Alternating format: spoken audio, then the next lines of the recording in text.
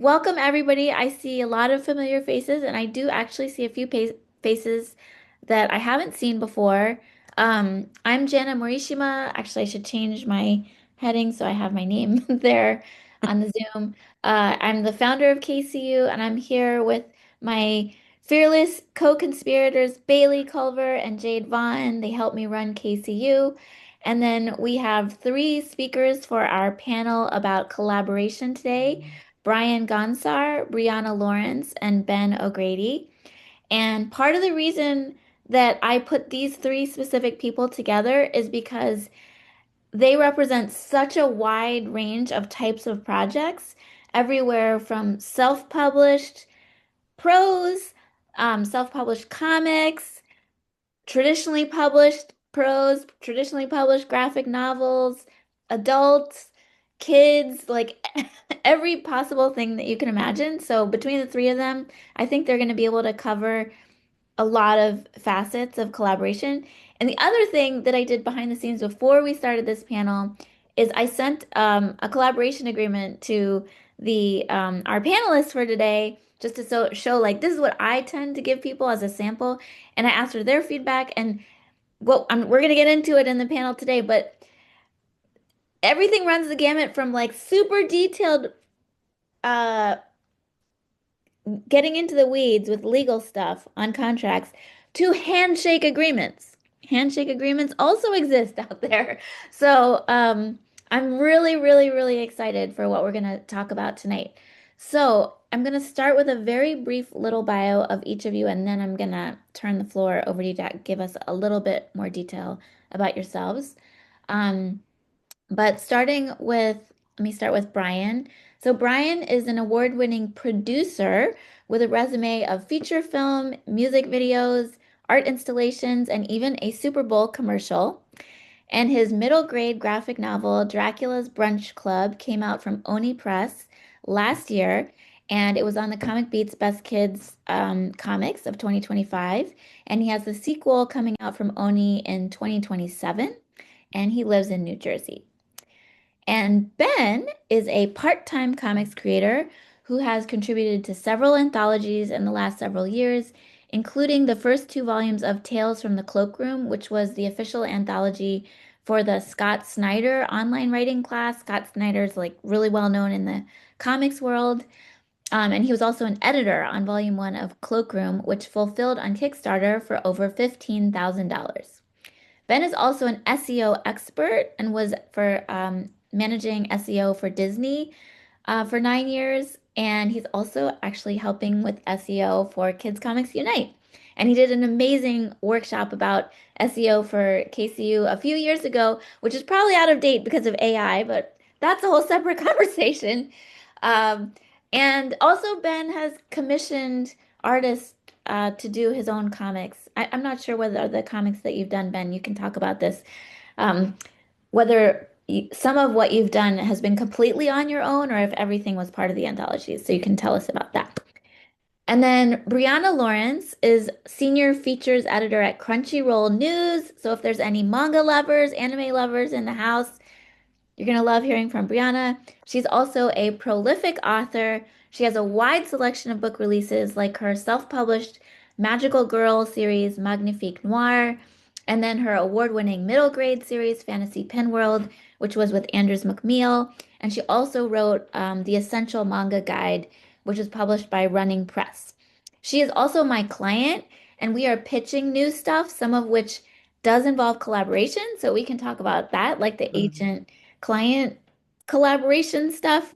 Um, so we have a jam-packed evening for tonight. So what I would like to do now is ask each of you, Brian, Ben, and Brianna, to tell me about your collaboration projects. Give me a little more detail than what I did. I just gave the titles basically, but Mhm. tell me a little bit more detail. What was the collaborative aspects of your project? So Brian, you want to start us off? All right.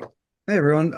So yeah, I am a writer. If I was drawing, there'd be some really nice stick figure graphic novels. So that is not my forte, but I found an illustrator that I partnered with on this book. I was watching. I'm a big music video fan, and so I was, if there's any pop punk fans out there, I was watching a music video from this band All Time Low called Monster, and I just saw the animation of it. I was like, oh man, that's kind of what's in my head. So I tracked him down online. He's actually based in South Africa. Met him twice when I was traveling over there for work, but just kind of got found him online. He had like no online presence, but I kind of used some internet sleuthing skills to find him, and turns out he always wanted to get into illustrating books and everything, and so we put together this pitch packet, and my agent agreed to represent him as well on this book, and this is it right here. But we sold it in, I think, 2022, and it finally came out last year. We found him that way, and there's a couple other collaborators along the journey of that book too. And then I've got another thing that I'm pitching out now, and that illustrator I actually found from uh, there was a industry publication in like ad industry of this thing called North Carolina First in Fright podcast. And once again, I kind of saw that in little animations they did, and I was like, oh, that's the style I'm thinking of. So I approached that person. Actually, the creative director who worked on it, I used to work with them. So I reached out to him first and was like, hey, was she great to work with or what? And she's like, oh, she's perfect. So ended up collaborating with her and putting together a collaboration agreement and pitching out together. Awesome. Okay, thanks, Brian. Brianna, can you go next? Yeah, so I guess I have two different stories. One's the self-published series and one's the like traditionally published one. For the self-published one, my Magical Girl series, I'm a giant anime and manga fan, and I was like, I want to do a series, but I want artwork to go with specific scenes in the book. So while you're reading, you turn a page and there's like artwork. And I was like, how do I find artists? And so I go to a lot of anime conventions. And so I spent a lot of money in Artist Alley, like like a lot of attendees tend to do. And it was like, what if I just go to the artist I like in Artist Alley and ask like what their rates are and would they be into a project like this and take their info. So it was a mix of that and also back when social media like Twitter used to have really good like hashtags for artists like drawing while black or pitch like pitch specific when I think like portfolio day and stuff like that. And so I would literally just click on the hashtags and start going through people's portfolios and being like, I really like that person's art. I'm gonna reach out and see what they say. And some of the artwork is also from friends who are artists who believed in the project and they wanted to like help out. And so it's like, cool, what are your rates for this type of work? Like, how much would this cost? And especially since I sell the book, so it's like, so does that change the price since your art's gonna be in the book, but also the book's gonna be sold at conventions and stuff like that. So that was one method. And then the second method was actually through you when I'm like pitching like this new project I have. And you were like, I know a bunch of artists because I work with graphic novels. Here's some artists you could look at for this project that you want to do who might be a good fit. So I think I looked at like five or six different artists and clicked with one and we talked and we were like on the same wavelength. So it's like you would be perfect. And I got to learn about a lot of different things. Like one of the things was you have to spoil your story for your artists so they know like what's going to happen and how to draw characters and stuff like that. And it never occurred to me that you have to actually like tell them the entire story almost. Because like when I was doing Magnifique Noir and someone would draw something, it's like, oh wait, but when you get to chapter 8, that's gonna be different. So I need them to look like this instead of how they look in chapter 1 kind of deal. So yeah, that's kind of how I approach artists. Conventions and person events and just general social media hashtags. There's like PitMad and all these other ones that you can just click on and surf through. But I'm also lucky enough to know a lot of artists through like going to anime conventions for like 20 years. So I just know a lot of artists offhand anyway, and I just like ask them if they would be interested in doing a project. Cool. Thanks, Brianna. All Yeah. right, Ben. Yeah, hi. So when I first started looking for, so I'm a writer. So when I first started looking for artists, I joined the Connecting Comic Book Writers and Artists Facebook group. This is probably 6 or 7 years ago. It's a huge group. There's like 60,000 members, and you can find artists of all stripes in there. A lot of writers. You can find editors. You can find anything. Colorists, letterers. I haven't used that group in a while. I did find my first couple of artists through that group, and it is a great resource. So if you're unaware of it, it's definitely worth a join. Um, Lately, the last couple short comics that I've made, I've been a lot more targeted. And what I mean is I have an idea for a story, and then I'll look for a specific art style that I have in my head, and then I'll look for some artists that might match it. So the last two artists I found were actually through Pitch Fest, the KCU Pitch Fest. So I found one artist, Giuseppe Di Stefano. He participated in the 2023 Pitch Fest, loved his art style. I just reached out to him and I said, "Hey, I'm thinking about making a comic. Love your art style. Do you have time? Would you be interested?" And he said yes. And so we made a comic together, and it was great, and that was a great collaboration. And then the last artist was Max Lawson, who is 2025, last year's Pitch Fest. Um, and we had a great collaboration there. And so again, I just emailed him out of the blue, said, "Hey, love your artwork, nice portfolio, great portfolio. Would you be interested?" I've worked with probably over a dozen, maybe over 15 artists making comics.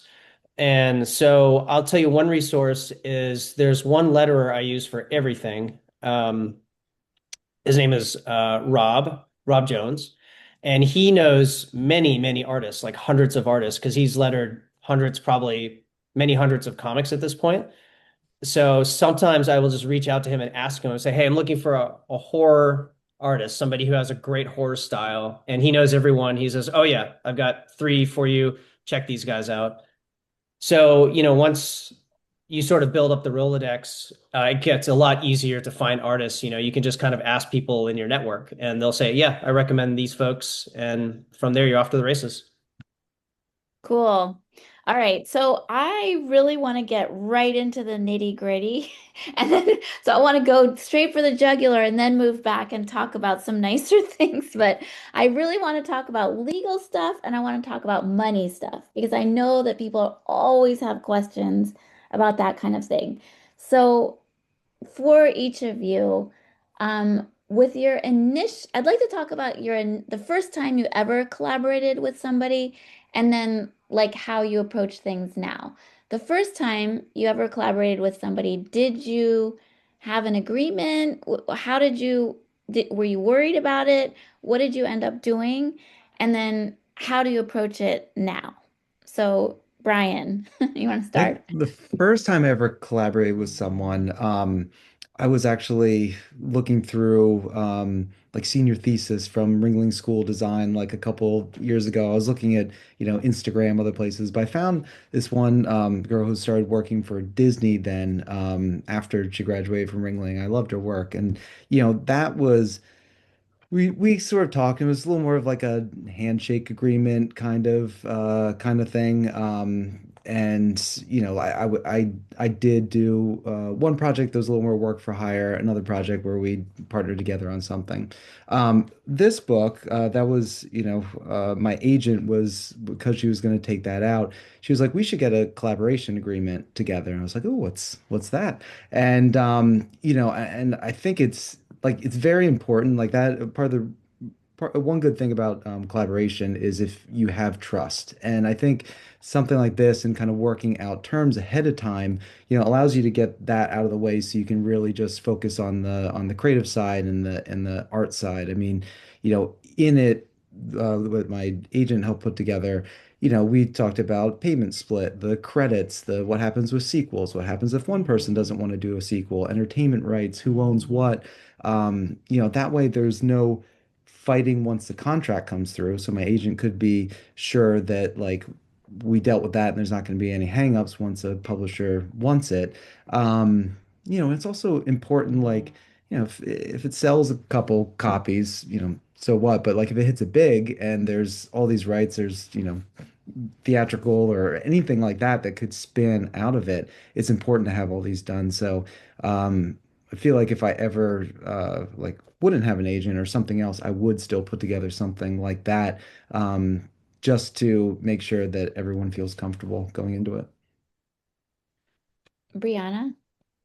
So the first time I collaborated with somebody was technically my wife, but because she's also a writer, so we worked together on a thing. But outside of that, I remember working with a friend for like a self-published book series who's an artist, and he was just like, I really want to help you do this. And we didn't do any sort of contract or anything like that. And you quickly learn that you need to put things in writing or at least give somebody some sort of incentive to help you do a thing because he would get paid to do other jobs. So he would go do those first because that was where the money was. And so I would sit and wait for him to finish the art that he swore he wanted to do, but we didn't have any sort of agreement or any sort of like money exchanged or anything like that. So after that, I was like, okay, no matter what, there has to be some sort of thing that says we're doing this thing, whether we exchange money or not. So when I did like the Magical Girl series, I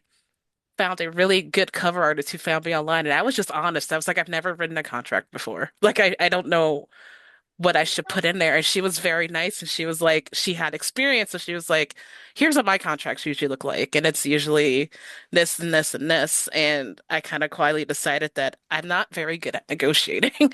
And so, and so I was like, whatever an artist says their time is worth, I just kind of believe them because I know how much work I put into writing. And my brain just kind of like doubles or triples that for art. Because it's like you have to take my words and interpret it into like pictures.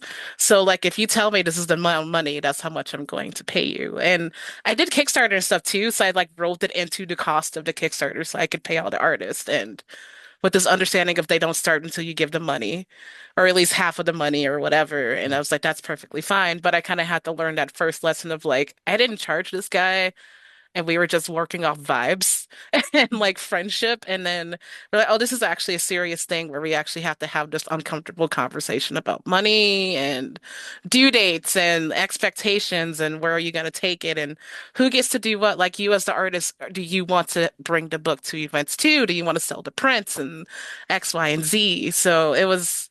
Now I'm at the point where I'm like, oh yeah, everybody gets a contract. Everybody gets a contract and everybody puts everything in writing and everybody puts down a dollar amount or whether or not you want a percentage from like sales or things like that. The thing I had to get used to is now that I have an agent, agents do that for you. So I'm just like, what do I do? And you're literally like, I'm the one who emails. I'm just like, oh, okay. Well, I guess I'll just be here. But even in like it was kind of reassuring seeing in like the publishing world, like outside of like we all do the same thing. Traditional publishing, I go through the same exact steps that I did when I self-published it. There's just like another person to translate it into like legal terms for me because I'm not good at speaking legalese at all. But there's like another person to speak it for me on my behalf. But it's like I'll get like a contract from you, and I'm like, this looks exactly like the contract that one artist helped me write when I was doing my Magical Girl series. It's like exactly the same to protect everybody involved. And it's like it's not that we don't trust each other. It's just that we need something that says that we're doing this thing. And it doesn't, and I think with the friend too, there's this idea of like, oh, you don't trust me if you think I'm not gonna like finish this. It's like, no, that's not it. Like, this is a business. This is a business move now. And it's work and it's a job. And so we have to treat it as such. So that means we have to do this professionally, which means contracts and money and all those Mhm. conversations that you might not want to have with a friend. I have friends who I have conversations with that comfortably though, like they're fine with it. I have friends who worked at the like Magic Girl series and they straight up were like, "Yeah, where's the contract?" And it's like, "Oh, it's like wow." Like, "Yeah, where is it so I can sign it and we can like get this done?" And yeah, so that's kind of like my experience. Cool. Okay, Ben. Yeah, this is a great question. So for most of the comics I've made, they're short comics and they've just been email handshake agreements. So just very casual. What are your page rates? I'm looking for 6 pages. Do you want 50% up front, 50% at completion? How do you want to be paid? What app? So it's very, very easy. It's just a relationship business, and it's also minimal risk for the artist.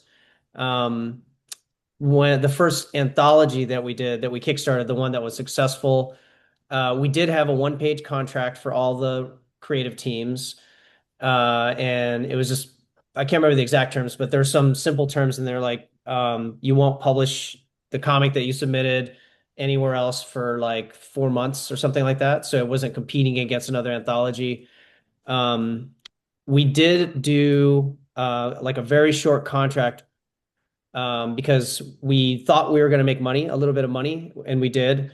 And we were splitting the profit with all of the creative teams. So we did deliver, that money to each team. And the contract that we had sort of broke down how that was going to work. The other piece of that was um, that anthology has continued to be sold by the additional editorial teams for the future volumes, like volume one, two, three, four, five. They have different teams. And so there's actually language that says, if team five continues to sell volume one, then they'll send the money to the editors of volume one and they split up with the creative teams. It's a tiny amount of money. You're talking about like 10 or 20 bucks a year, but still there is that language. And we did do that. But yeah, for the most part, it's been handshake agreements. That's good and bad. It's really fast and low risk for short comics, but some people might not be comfortable with that. Like you were saying, Brianna, like you want to paper everything up.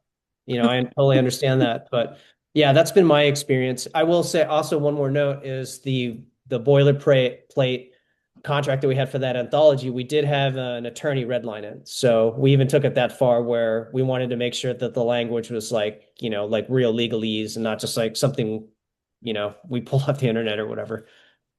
So yeah, that's my 2 cents on it, I guess. Okay. So, I want to follow up on something you said, Brian.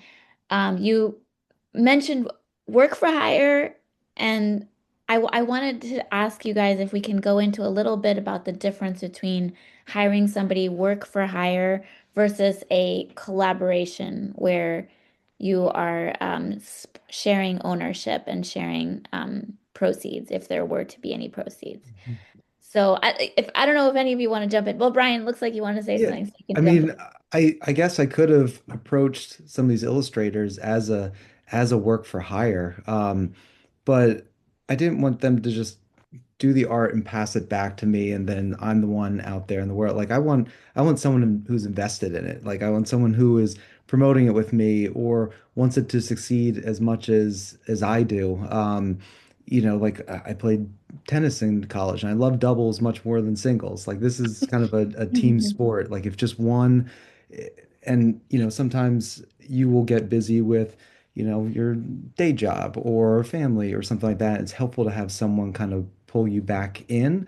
With the work for hire, it's just like I'm just gonna do the stuff and give it, give it back to you. But I really wanted that collaboration. I think it helped a lot in the creative process. And now that with the book that had come out last year, doing a sequel, it's like we are much more in lockstep, this time too, just with kind of everything from the contract to the art to the humor to the feedback and everything. So yeah, there's pros and cons of both. If you really just want to own it yourself, you can do a work for hire. I've seen illustrators get a writer to jump on, as a work for hire. So you can do that, but I like the collaboration aspect. And we did share the copyright on this. So it wasn't, we kind of split everything 50-50. So it wasn't like one person was getting more than the other. We were in it together, 50-50. Okay. I Brianna or guess, Ben? Yeah, go yeah, ahead.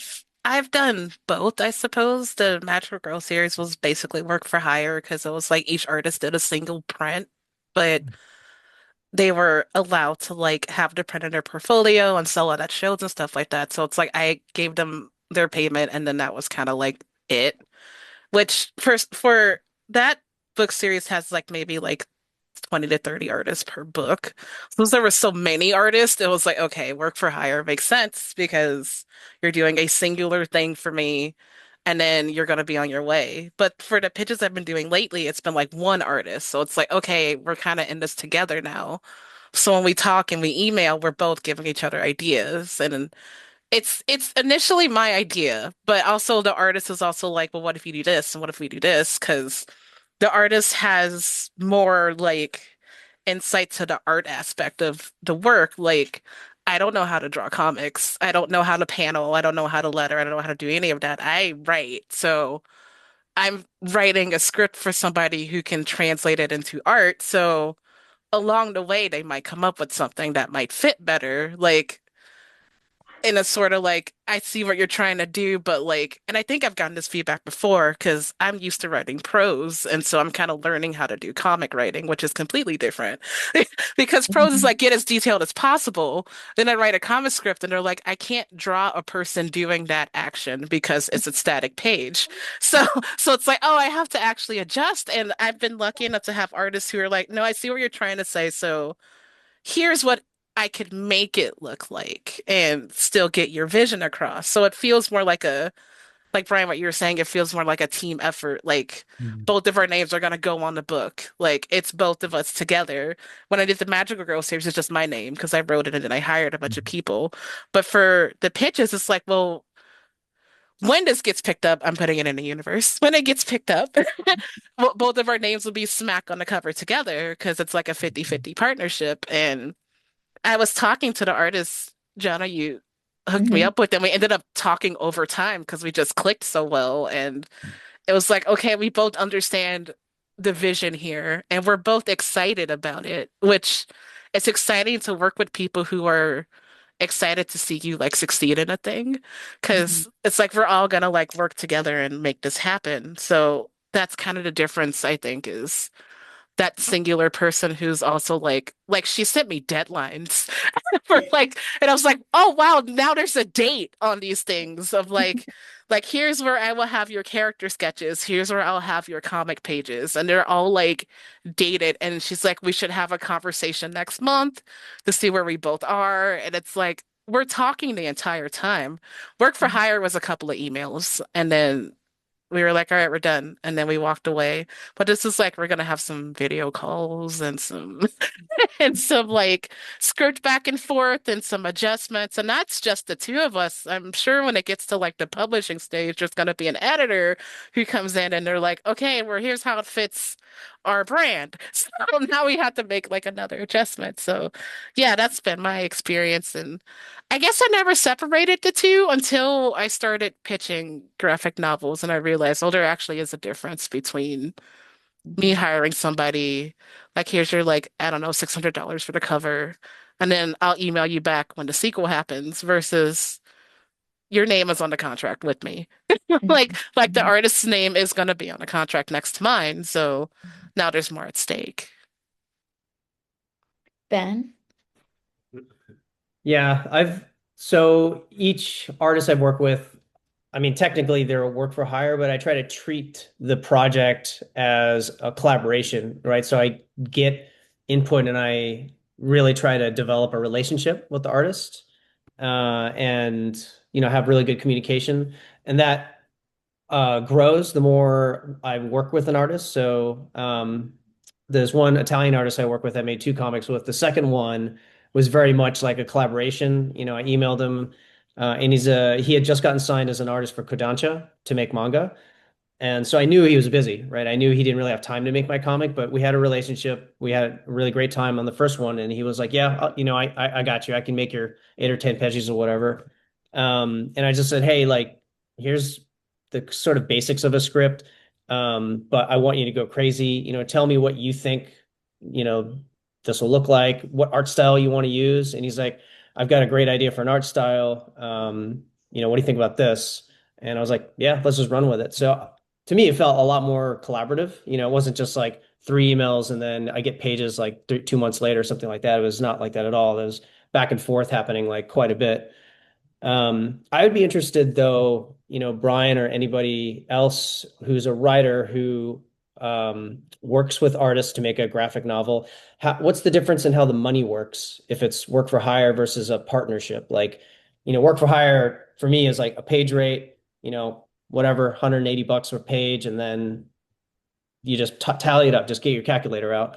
But with a partnership, is it different? Like, maybe if anybody wants to jump in on that one. Yeah, yeah. I mean, like we kind of agreed to all those terms up front. Like, I know I wanted to talk to him about it, up front before our agent, drew it up just so we get those terms right. But, as a writer, I recognize it's a lot more work for an illustrator. I mean, just like my hand cramps just thinking about, all the work that has to go into it. We ended up splitting it 50-50. He lives in South Africa. I was doing kind of all the marketing over here, myself, and going to any book festivals and things like that. He really couldn't do any of that. So it's like, kind of figured that it's like, all right, it's kind of evening out, with the writing and all the marketing and everything, and then the illustration there. So we split everything 50-50. That includes royalties and the advance. It was interesting when we got the contract for the sequel on there, they actually put in there that he was going to get a higher advance than me. And I didn't say anything. He came out and said something. He's like, "Oh, I'd prefer to split it, 50-50 because like we're in it together." And then I was just like, "All right, well, they had certain milestones of when we get the advance." So I was like, "All right, I'm going to defer some of my milestones, not get all of it when I hand in the manuscript. Like I'm going to parse it out with you so you can get a little more up front too, because it is so time consuming." So we did those types of things to kind of work it out. But yeah, like the work for hire, that's really like, feels like a per page kind of thing. I mean, I know that's when we got our letterer for the book. I mean, that didn't come out of our pocket or our advance. That was something that the editor paid directly. Same with like if someone's doing, flatting or coloring or anything like that, they could, they could pay for that, but that's usually like a per page kind of thing that I've seen. Yeah, I guess I should jump in and You say can that jump in in there. terms, Yeah. yeah, I should say in terms of the split between advances and royalties with graphic novels, I've seen it range from 50-50 split on everything, like you said, Brian. Um, every project that I've ever seen, royalties were always split 50-50. Yeah. But Advance. advances is different. Like Mhm. sometimes they are split very unequally. Um, Fairly common, I'll see it goes 70% to the artist and Mhm. 30% to the writer. And of course, if that's the case, then the interesting thing on the royalty side would be like if you do earn out, the writer would be earning out much sooner than the artist would because the artist is getting a larger share or larger percentage of the advance up front. Yeah. Um, so yeah, anywhere from 50-50 to 70-30 with the advance.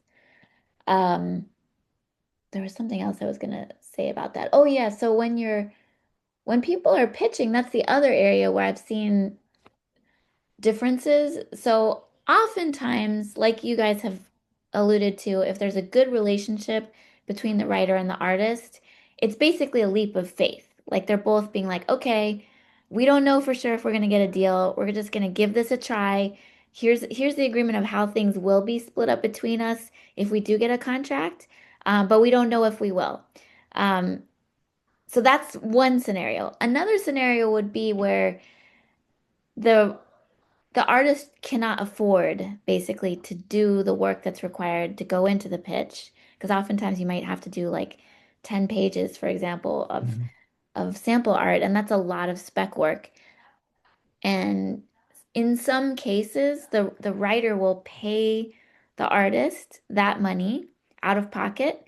And then they, in the agreement, they'll say that if they do get a deal with the publisher, then that amount that the writer paid the artist would come out of their advance. So yeah, it really could be, it's a puzzle that you can kind of put together however fits your specific situation. Yeah, I think it's a negotiation too. So, like talk it out with the other person. It could be, another writer on the project, or it could be illustrator, or, anything. There's a lot of collaborations. I mean, I even had a project where I was trying to get uh known musicians, the rights to get use their image and likeness and everything. And so I hired a music supervisor for that too, who would go out and put together those deals and contracts, but it did work into the agreement. It's like, all right, well, if we sell, sell this, then you get a, piece of the advance or whatever. So that, that's another kind of case where use that in there, like a collaboration agreement, but just for something that you don't normally, include in publishing. Hmm. Another scenario that I feel like I would like to mention that's interesting just in terms of all the ownership of a project of a graphic novel. So I have another case with a graphic novel that is a collaboration between writers and an artist where it's a memoir. So it is the writer's personal story. And when we were talking about the collaboration agreement and who owns the writing and the art, the copyright, um, it was interesting because since it's their story, they wanted to have um, more of a share of like the film and TV rights or subsidiary rights if those might come into play. But at the same time, the artist, their role really is significant in terms of bringing it to life and in terms of the potential, downstream potential for film and TV, because having something illustrated really does make a big difference. So what we ended up doing is a situation where the work is copyrighted, the writing is copyright the writers, the art is copyright to the artist, but the artist is granting the writers a perpetual exclusive license for the art. So the artist, even though they have copyright in it, they can't do anything else with it because it's so personal to that writer's story. So I think I want to open it up to Q&A in a moment. I have one more question that I want to ask you guys, but I'm guessing that some people here might be here because you have specific questions about collaboration. So the last question I want to ask is another one of those awesome questions that you suggested, Brian. So where can creative tensions arise? Have you ever had any in any of your collaborations, and how have you resolved them, if so? I mean, I think they can, I mean, when you're pouring all your creative energy into something, it can arise sort of anywhere, from the font that you want to use or anything. I mean, I'm pretty easygoing, and so was Keenan, my illustrator, on this.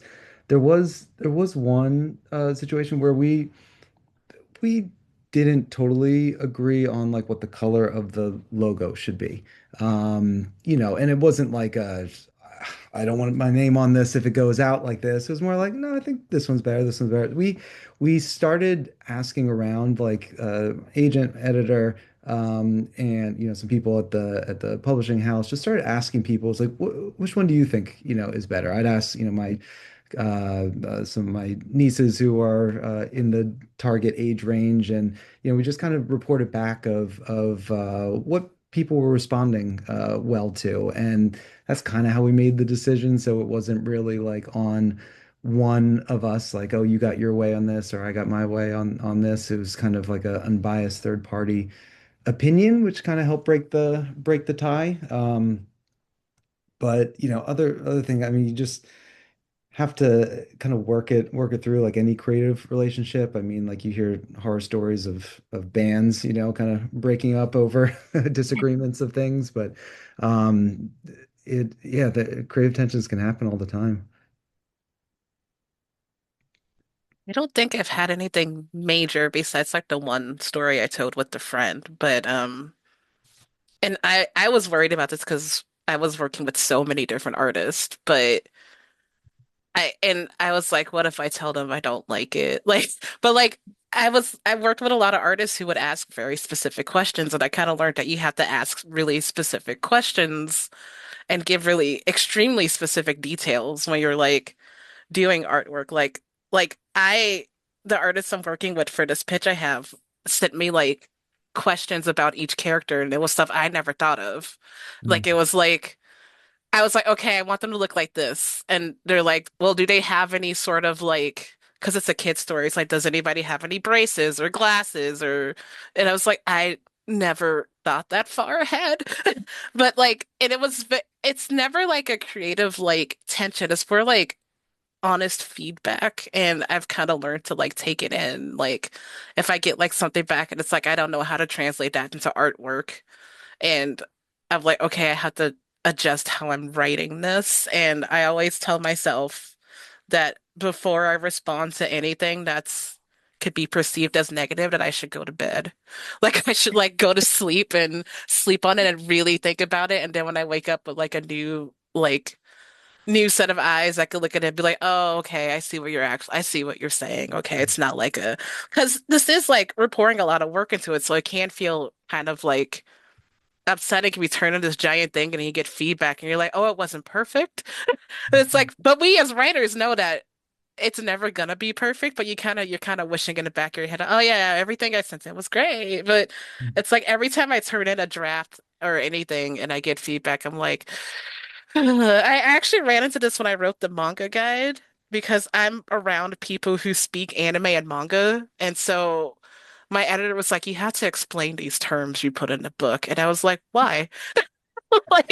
Like, doesn't everybody know what shonen is? And she's like, you have to imagine you're writing it for somebody who doesn't know. So I imagined my mom while I was writing the book. And I was like, okay, I got it now. But that initial thing was like, what do you mean?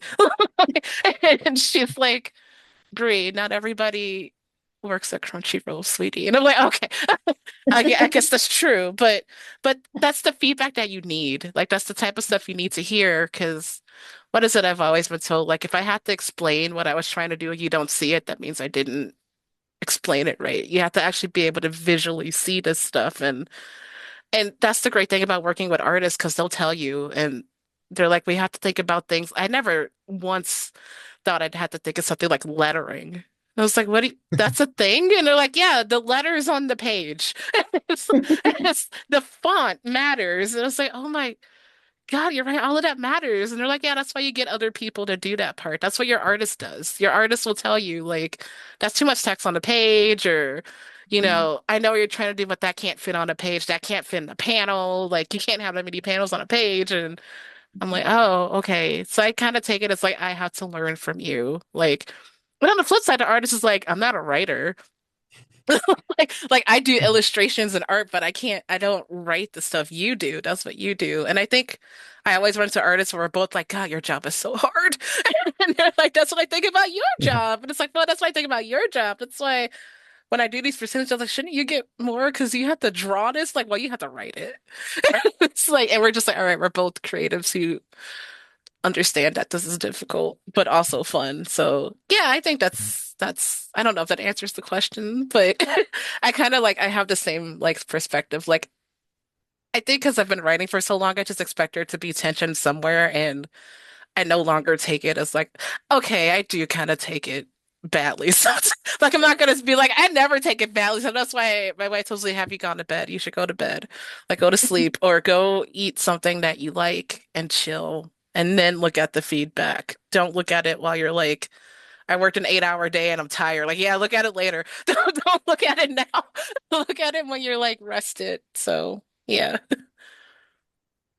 Ben, have you had any creative tension or heard about anything like that? Yeah, I have.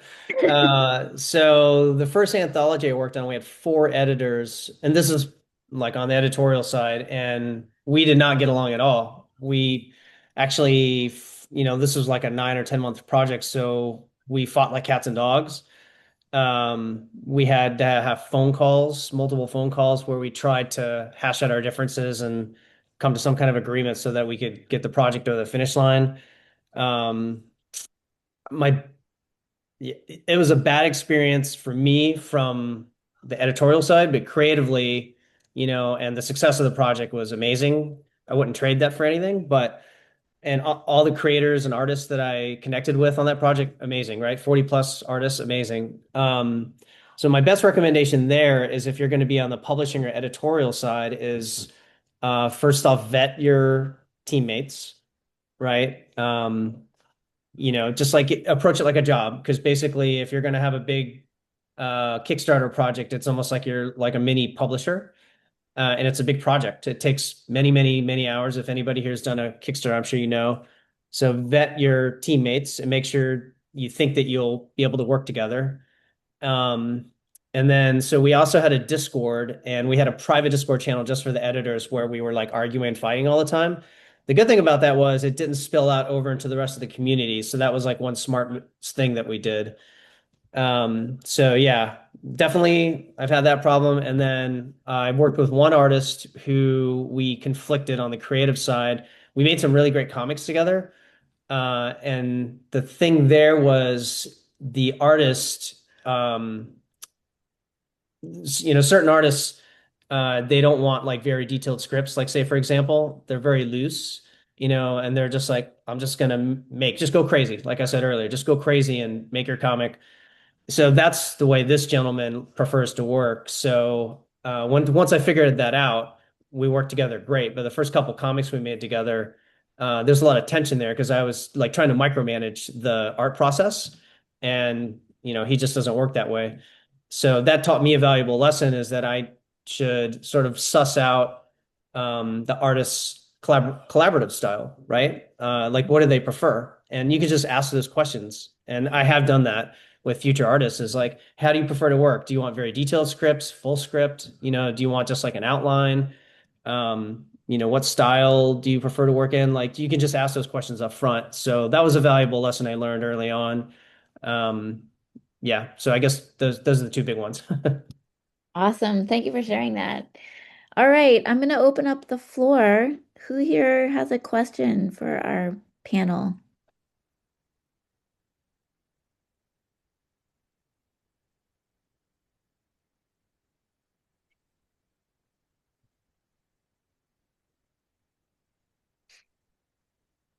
Emily, I can see you smiling. I guess I have a question. I was thinking of, as Brian was speaking, uh, finding collaborators through an agent. Did you find collaborators previously to being agented at all? So I was my my agent did offer up one or two illustrators that she worked with. They weren't really my style. They're talented. They weren't really like style that I kind of gravitated towards. My day job as a producer, I'm always like finding like who's the new director or photographer or music house or something like that. So I'm like naturally looking for that kind of stuff just out in the world. So and I'm naturally putting together like agreements and hiring people for to put together something with film. Um, so it just kind of came naturally to me of if I found someone that I really liked, like the process of reaching out and going there. Certainly, like agents um, can provide a lot of references, but you know, going on Instagram or even the KCU Pitch Fest, conventions. There's websites like Motionographer or things like that. I mentioned the senior thesis projects of really talented college kids that are coming out. And then just recos are great places to find. I mean, some of them were, trying to get into, books and stuff like that. So them hearing I had an agent, I'm sure was good, a good thing for them because they could be like, all right, well, there is an outlet to pitch this out then afterwards versus, not being agented. But, you probably could. I think it probably helped me getting the collaboration there and to have an agent, but I probably would have done it the same way whether I had an agent or not. Cool. Thank you. Yeah.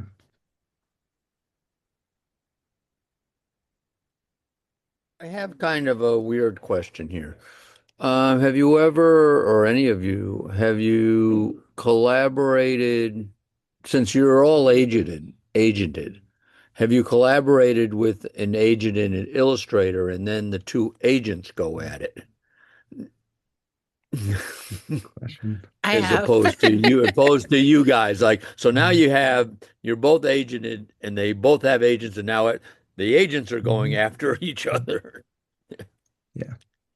I have before, like recently, and I still have to remember that I have someone in my corner like that since I am so used to doing it by myself for so many years, but it was a lot of like Jana would email the artist's agent, and the artist was also in the email. So they would email back and forth. But we also like we would have calls, all four of us together, and we would all talk. And like our first call was just me talking about what the project was to see if the artist was even interested to begin with. And they were, which was great. And then after that, it was like, okay, now we have to talk numbers and contracts. And then the agents did that for us.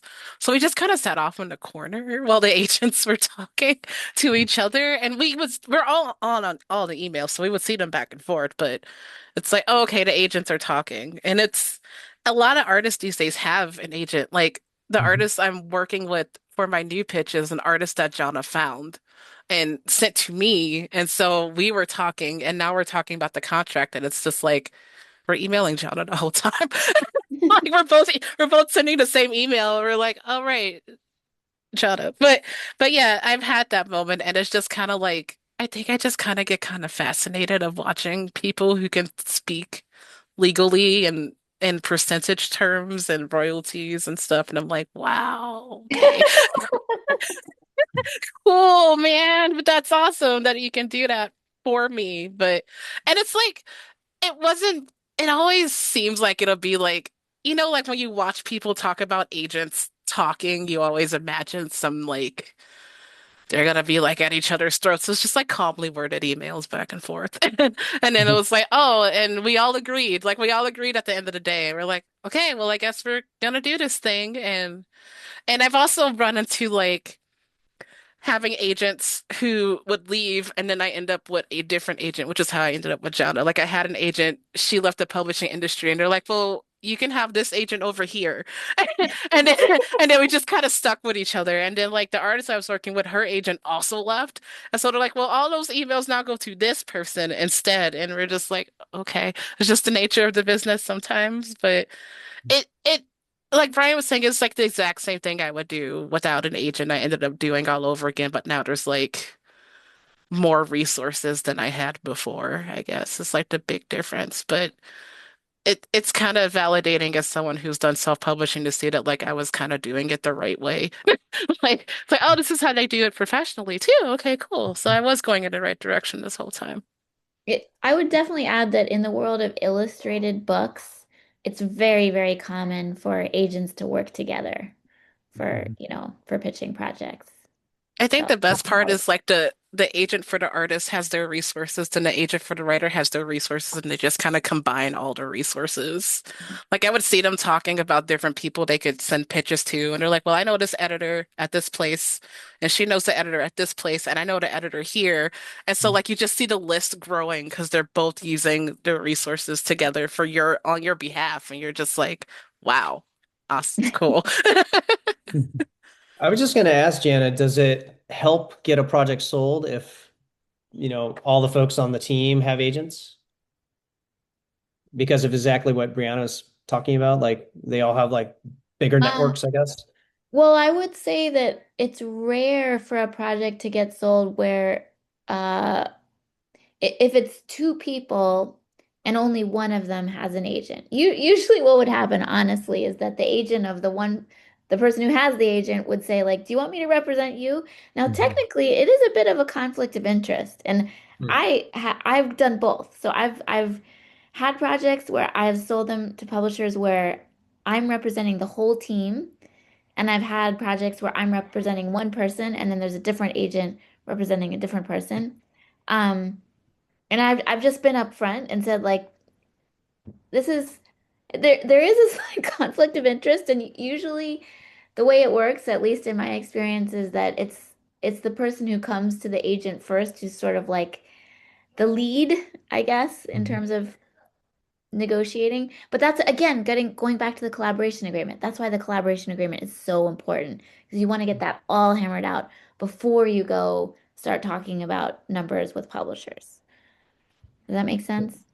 And have you seen those kind of negotiations with another agent lead to kind of early creative tensions? I'm sure if people are talking with someone they want to collaborate with, that could easily you could get some tensions up front, I guess, when you're talking about those details before you get into the creative part. So have you seen any ways to kind of avoid, getting some creative tensions when you're talking about the details before you get into the work? I feel like I've been really lucky so far, and I haven't had a bad experience. Are you asking like when you have two separate agents and then two Yeah, separate two people separate agents. working Yep. together? Yeah. I could easily foresee there being an issue if the agents have really different styles. Right. And Mhm. I've been really lucky so far that I've worked with really cool other agents. A lot of agents are friends with each other. Yeah. But then there are some people who don't get along. So yeah, that could definitely happen where you have a writer and artist who get along great, but their agents don't get along. I could Yeah. definitely see that happening. I'm just really relieved it hasn't happened to me. Good. Maddie, I think you had looked like you had a question. Um, yes, but I know several other people have questions too, so I'll be try to be quick. But if just one of you could say, coming as a writer, speaking to artists, like if there's something you wish the artists would understand about you or the writing process, like if you could tell any artist, this is what I wish that you knew, if one or two of you could comment on what you wish your artists knew going in that would be helpful for you or for us or whatever. Just that Hmm. hasn't been covered That's so a far. good question. That's a good question. I am trying to think of an answer. Yeah. I mean, the two artists that I've approached did not do graphic novels beforehand. They're both kind of animators and, professional illustrators. So I know they were doing a lot of research on things, like master classes and things like that to learn it. I think some of the conversations that, Ben, you were saying about like how much detail you put out. I think I tend to write the graphic novels like a screenplay. I'm putting the scene descriptions in there. I'm putting the action that's in there. So I think and paneling it out as well, but certainly saying it's like if you want to pace this out differently, you're more than welcome to. So I think that kind of help them, but they didn't have uh any kind of like pre-existing thoughts on like the way it should be, or the way they like to see it. They just kind of went on the way I did. So I think just like a very opinionated, very much of an opinion on the way they like to work. Like I would love to see how they like to work as well, and then just sort of see how we can mesh better because a lot of times they were adapting to my workflow, and maybe it wasn't the best for theirs, but um, worked out in the end. Oh, thank you. Yeah, I'd say that's a great question. I'd say for me, I've gotten better about communicating this up front, but some of the stories I write, they're coming from a place that's very personal. Even though I'm putting it onto like a sci-fi story or genre or something like that. So I would like the other artists to know that. So like for instance, I wrote a short story basically about my daughter, trials and tribulations of being a dad of a 3-year-old. So I would like the artist to understand like, this is like a comic about being a parent, a new parent. Um, but I also try to put that in my emails when I communicate with artists and say, hey, this is what the story is about. Like I wrote it because of these experiences, that type of thing. So yeah, I mean, I think if you're approaching the artist, you should try to do some of that work, and kind of tip them off what the story is about, where it's coming from, the place that it's coming from, that type of thing. But if the writer doesn't do that, like I would just say ask questions. Like, yeah, what's the story? Like, what's the theme? Is it personal? That type of thing. I agree with both of those. Just like not being afraid to be honest about what you need from a writer. Like don't be afraid to ask us questions. The artist I'm working with right now is great because she asked me a bunch of questions and it was like stuff I didn't even think of, but it was like, here's what I need to know about your characters. And it was like down to like skin color, size, like preferences, personality, and like what did his character act like? And it was some of the stuff artists ask, which I think is really cool, is sometimes it's stuff that won't make it into the book, but it's stuff that helps them draw like the character. Like I've given details to artists where it's like that will never make it on the page, but now you know that my character is obsessed with like this particular video game because that kind of helps you like know her personality in the story.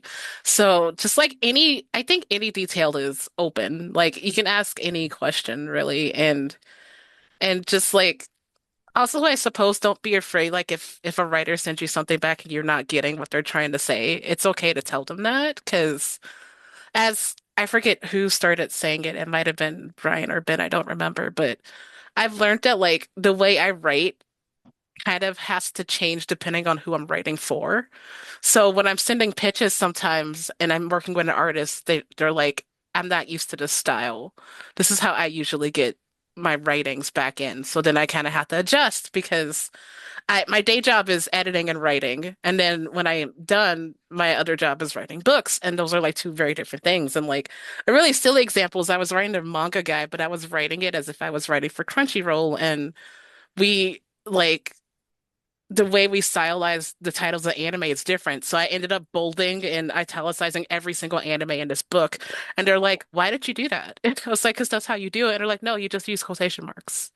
You don't bold and italicize anything. And I was like, oh, but I write for this other place where I have to do that. So it's like I needed that feedback. So I was like, all right, I'll go in and change all of the titles but I didn't know. So it's like, but if we would have had that conversation earlier, that would not have happened with all the essays I wrote. It'd be like, okay, what is the style you want? Am I supposed to address these titles? How am I supposed to spell these things? Do you want them exactly as they're said in the anime, or do you want it to fit your like writing style? Because that also changes things. So I guess just like the honesty and the don't be afraid to tell us that like you need an adjustment or that you need more time to like finish a project. Like I've been lucky to work with artists who always turn in things like early, which Oh, is wow. I know, which is amazing. But I also like I like to give people excessively long deadlines because I know how my brain works and sometimes I need more time. But like, well, I guess like I've had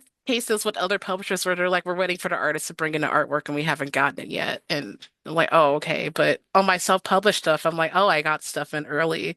But I'm like, if something comes up, please just tell me. Like, please just tell me if you can't have it in by the deadline so we can like make adjustments. And that's, I guess, just honesty and upfront is Mhm. basically my advice for artists and for writers too, really. Yeah, communication Mhm. is basically what helps everybody.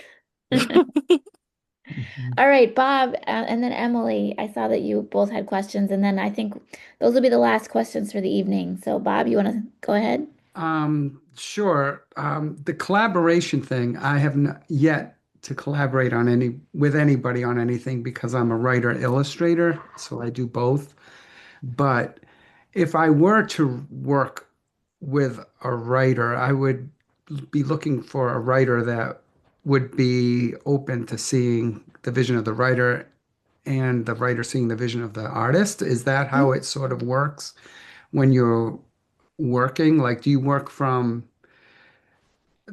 so you finish the manuscript and you give it to the artist, or do you work on the manuscript from the granular level with the artist, like developing the characters in the world and walking the journey together? Or is it, I'm done with the manuscript, I'll give it to you and then I'll describe everything and you do it? I'm confused because as a writer, illustrator, I'm thinking of both simultaneously at the same time through the entire process from when I'm starting it to when I'm ending it. And I usually start with just pictures and just start with the illustrations and the movements and the flow through the story, and then I start to write it. So I'm just wondering process and I am envious of people who have agents because all that legalese, I have to do that myself and I have to write my own contracts. I had to figure out all that myself, and I still don't know if I got it right. I just feel like I'm just walking like a blind man through the dark. But I did finish this book and I did do a Kickstarter and I have one book under my belt. So That's Amazing. great. But that's my question on that level That's of a great journey. question. Yeah. Wow. Yeah, let's just see what Brian and Ben and Brianna have to say. I mean, I think you can start where, however makes sense for you. I mean, if you want to collaborate from the beginning with with someone else, and you want their opinion on not just to do a critique of a finished manuscript, but like really, really getting into the weeds with everything. I mean, start from the beginning. I kind of I wanted to collaborate with someone as soon as I had something worth sharing. That could be like the full outline of the book or the first 100 pages of the manuscript, just so that this illustrator could see what it would be and get excited about it, and then you're like, all right, let's collaborate on the character design, the world building, the scene setting, all of that. Like I want this kind of goes back to Maddie's question too. It's like I want the illustrator to give me feedback on the story. There was a very big like plot point to the sequel that just handed in that the illustrator came up with, and I built off from there. And there's other things too where it's like, hey, if you do this with the art, like we could add an extra joke in here that's not written because of the way you set it up with the art. Like I want to be feeding back and forth. So whatever point in the story or in the process you feel comfortable sharing something, sometimes it could just be like, I love, like I love your art style. It's like, hey, would you like to collaborate on a project? I have one idea. Are you thinking of anything? Or something, that's a little more firmly established. Thanks. That's Yeah. awesome. Oh, I know. Yeah. Oh, go ahead.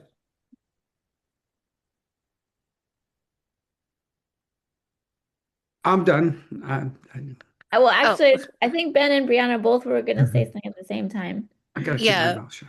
Sorry. Yeah, I was So, just gonna add two things to that. So, I've done a fair amount of the establishing of the collaboration during the concept art phase.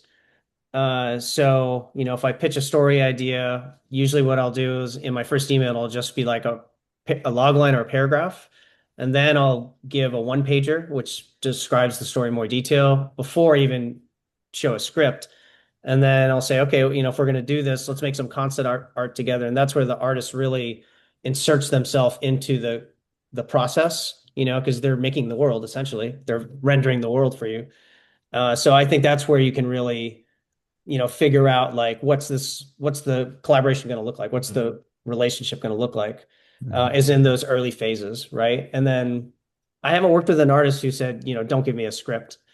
So not exactly sure what that looks like. But I've definitely given more detailed versus stripped down scripts based on what the artist prefers for sure. I've done that. Um, and I've even gotten, so one other thing, this is the other thing I want to say is for some artists, they want a lot of reference photos, right? Like, let's say a genre, you need photos of like what a vehicle looks like, a spaceship or whatever, a character, a monster. So I'll put in some photos that I find into a Google Drive folder and I'll have a bunch of these folders and I'll give it to them. But some artists don't want that. They just want to go crazy and just make concept art. So I just ask up front. I say, hey, do you want reference photos? I can put a whole batch of folders together with all this stuff. Some artists love that, they need that, and then some artists prefer not to have that, right? They find it constricting. So yeah, I would talk about all of those elements like at the very beginning stages of the project. Yeah. Well, to be clear, I would need an outline. I would be starting with an outline and Yeah. some vision that the writer has. But thank you. Brianna, were you going to add something? yeah, I've actually done both of those. Like when I'm writing prose, I usually write the whole manuscript first and then work with an artist. Mostly because, at least for the Magic Girl project, since it depends on like scenes, it's like, well, I have to get the whole thing done and then figure out what scenes I actually want art for. So I usually have to finish the whole entire book. But when I'm pitching like the graphic novels, it's like, well, they start doing art from the beginning. Like they're part of the process from like the beginning to the end. And like with the pitch I came up with, it was like there's going to be character sheets, there's going to be comic pages. So we were working together from the start. And I started with like very bare minimum, like this is what this character, who this character is as a person, and like from there, and then the artist's like, well, what do they look like? And I'm like, well, okay, here's how I would describe them. And then they kind of help me break it down more, which I learning actually helps me when I'm writing that character because now I have all these little details I never thought of in the first place. Like, do they have a scar on their cheek or anything like that? And so I guess for me, it depends on like what type of writing I'm doing because I'm learning like when I do like the script writing for comics the art is immediate.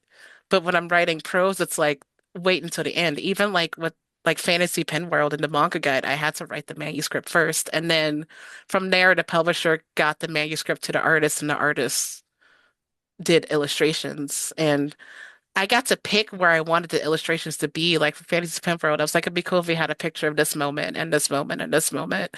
And I think I picked maybe like 15 to 20 different scenes. And then the artist just kind of like went from there. But I got to pick, which meant I had to finish the book, which is like a whole thing. And also, Mhm. knowing that artwork was coming motivated me to like finish the book faster because I was like, I want to see what the artist does. So I had to actually finish the book.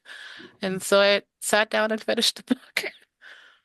Yay for finishing. Yay. Yeah. Emily, you had a question? I do. First of all, I want to say thanks. This has been so informative, and I've had a million questions, and you've pretty much answered most of them. Um, the last one I have is a little specific, but if one person is agented and the other person is trying to find an agent and pitching, when, when, okay, so I am agented. When would I pull my agent into the process if the author is pitching, but I'm helping with the pitch? Like this is all very early days, so it's all just in talks right now. But So wait, are you an artist? I'm sorry, I'm an illustrator You're the and I have an illustrator. agent, but I've been approached by someone who, like an acquaintance, who wants to know someone who's an agent and is trying to pitch to them. And so I'm helping. And it feels too early for me to be like, oh, I have an agent because they're still so early. When does somebody who has an agent bring their person in if the other person doesn't have an agent yet? Oh, Oh. interesting.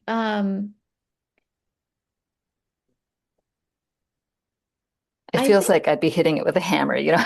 Mhm. yeah. So maybe I need a little more detail about your situation. So is it a friend of yours who's written It's something an acquaintance who's written acquaintance? something and wants to put together a proposal. And Okay, so, and you've read it and you like it a lot? yeah, it's good. Okay. Okay. So if you're into it, and you think, yeah, especially if you're into it, I think you should talk to your agent right away. Why not? All Mhm. right. Yeah, bring it Yeah, I up. would. Yeah, yeah. Okay. Yeah, but I always shared like the whether it's a in your case a writing sample or in my case a illustration style and talk to my agent about it. It's like, hey, Okay. here's who I'm thinking about for this project. Like, what do you think there? And a lot of times she said, yeah, this I mean this is great. It feels like it's current with the market and it looks good. She's like, let me know after you have your conversations with that person. Okay. And some the first one she did agree to represent them. The second one she's like I'm full up. She's like I can talk to someone else at the agency if they were willing to do it. She's like if they want to just go on their own and look at the contracts on their own, they certainly can do that. So it's I think it's just the theme of this with collaboration is communication. Communicate Right. with your Just agent. bring her in right Just away. just bring it up. Yeah, Mhm. yeah. If this is something you want. Okay. Yeah. That sounds great. Thank you. Yeah. Yeah. Cool. All right. This was super fun. So I Yeah. do have one little piece of news for all of you guys, which is that like I said at the very beginning, I'm trying to put together a template sample collaboration agreement that we can put up on our Kids Comics Unite website as part of a blog post, like what is in a collaboration agreement. So it's available for all of you guys. If you Google collaboration agreement for comics and graphic novels, there's a lot of really good resources already out there.